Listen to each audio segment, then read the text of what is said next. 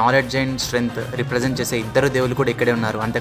So last వీడియోలో మనం ఒక గణపతిని మాత్రమే దర్శించుకున్నాం, అది ఆల్రెడీ చూస్తాం. ఇంకా మనం 219 గణేష్ని దర్శించుకోవాలి. సో అలా రోడ్డు మీద ఎత్తుతుండగా ఇక్కడ మనకు రూమ్లో ఒక గణేష్ అయితే కనబడ్డాడు. సో వెంటనే బండి ఆపేసి లోపలికైతే వెళ్ళిపోయా. నాకు వాళ్ళని చూడగానే నా స్కూల్ డేస్ అయితే గుర్తొచ్చాయి.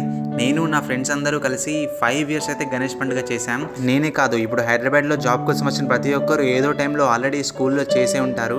సో ఇక్కడ ఆల్రెడీ అయితే పూజ అయిపోయిందంట. నాకు ఈ తమ్ముడు బొట్టు పెట్టి ప్రసాదం కూడా ఇచ్చేశారు. నాకైతే ఈ పిల్లల్ని చూస్తే చాలా ఆనందంగా ఉంది. ఎందుకంటే ఫోన్లు పట్టుకొని వదిలిపెట్టని ఈ జనరేషన్లో కూడా ఇంతమంది కలిసి గణేష్ని సెలబ్రేట్ చేసుకుంటున్నారు. ఈ పండుగ మనకి ఎంటర్టైన్మెంట్తో పాటు బాధ్యత అంటే ఏంటో కూడా నేర్పిస్తుంది.